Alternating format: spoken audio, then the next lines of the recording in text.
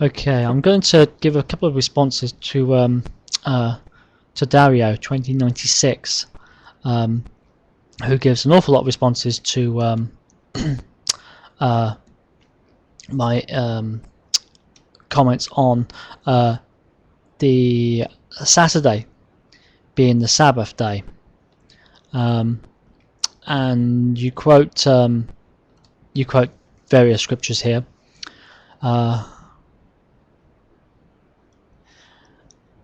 And there's actually quite a lot of comments for me to deal with all in one go, but I think we need to give a response to these, and and some of them are already addressed, but I think I've been quoted out of context on. I think in other cases you may have actually ignored what I've actually said in the context of it.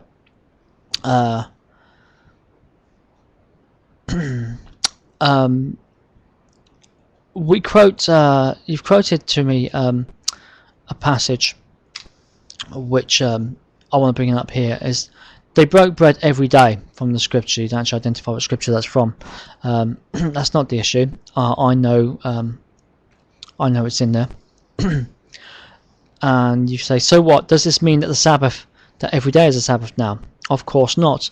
Then you're taking here one text and making it say whatever you want it to say. Going back to my original point of which I quoted from Acts, where the Pharisees who were converted to Christianity in the council in Jerusalem say that Christians should be in the Gentile races who convert. They should be circumcised and should be made to obey the law of Moses. And there is a debate, obviously. There are several debates over what to do with the Gentiles. And James comes back, and you said it was Peter. It wasn't, it was James. It's quite clearly James. And he comes back and he gives a few things that they tell the people, the prophets and the evangelists and the apostles, that they should be teaching the Gentile Christians to do. Which is in agreement with the law of Moses, but it's not actually obeying the law of Moses, and it's not circumcision. And the law of Moses does include the Sabbath laws. It's all part of it. It's all part of it because the festivals were entwined with the Sabbath laws. What to do on certain days, how far you could travel, what work you could do, what work you couldn't. Everything was incorporated in and connected with the Sabbath laws.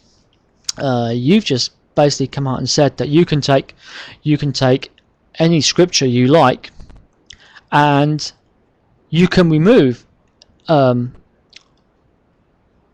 whatever might be implied by that scripture if it suits your doctrine.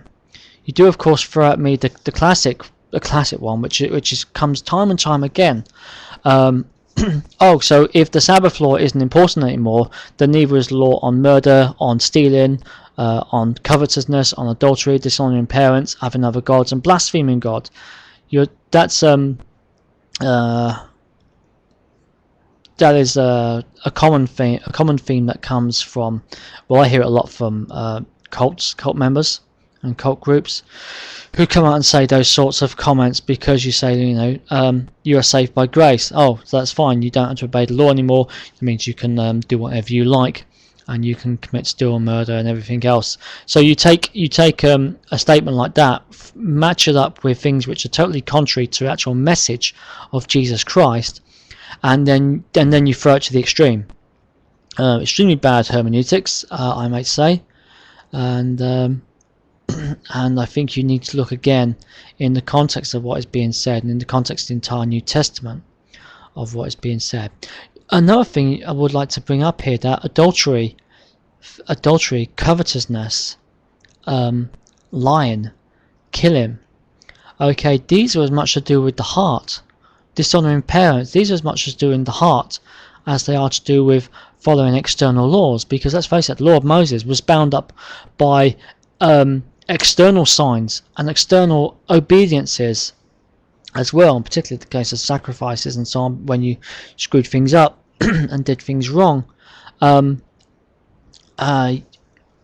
you're not taking into account that Jesus actually said, took this to the heart, to a much higher level. If you see someone and you're angry at them, if you hate your brother, you're guilty of murder. If you see a woman and you lust after her in your heart, you're guilty of adultery. Remember, Jesus, because he was talking about, in the whole context of taking the things that what made someone unclean, he was dealing not with people's actions as such, but with the sinfulness of man. The whole point of the law was to convict man that he was a sinner and needed being saved. And you bring in, you've just brought up these aspects which show, what do you do? What do you do about the sins you inside commit, which no one can see except for you and God? And maybe the devil, if you put the idea in there in the first place. But the devil ain't that powerful, really. He likes to make out he is, and there are some people who like to make out he's more powerful. But I think even human sins surprise him sometimes. I really do. The first century Christians, you bring about how they kept the first day of the week, and it was the paganized ones. Okay, well, name them. I mean, in my discourses, I do name a few of the early church fathers who were going around prior to the fourth century, and they were teaching the Lord's Day as being the Sunday. Perhaps you'd like to go through them again and list the others, and we'll see if they are listed as the church fathers, and tell me which denomination you are from. If you are from an Adventist or Seventh-day Adventist or Worldwide Church of God, one of the Worldwide Church of God offshoots, tell me which ones you are, and I'll go back and do some research where I can and see if any of those church fathers are acknowledged by your denomination as early church fathers. Because if they broke the Sabbath, obviously according to your denomination, they have the mark of the beasts, or they have broken the cardinal law, which is extremely serious in God's eyes. So can you trust anything else they say as well? So there's a question I would like to ask you as a Sabbath keeper, if I may, and perhaps I'll deal with some of these issues here. Can you tell me what you can do on the Sabbath? Just tell me what you do in your church and what is permissible, and we'll see whether it lines up with the Mosaic Sabbath laws. I'd like to know, one question is, how far can you travel? Is there any? Are you able to travel more if you drive your car?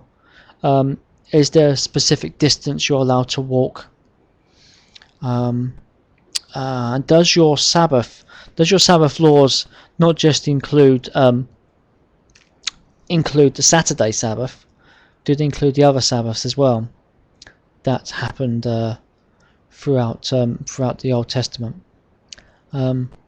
Perhaps you could highlight me and guide me on that question. And I'm going to come and have a look at some of these other issues you have at a later time. But you've made so many, you'll have to give me a break to go through them bit by bit here. But I'll certainly try and address them later on. And thanks for viewing. Thanks for your comments.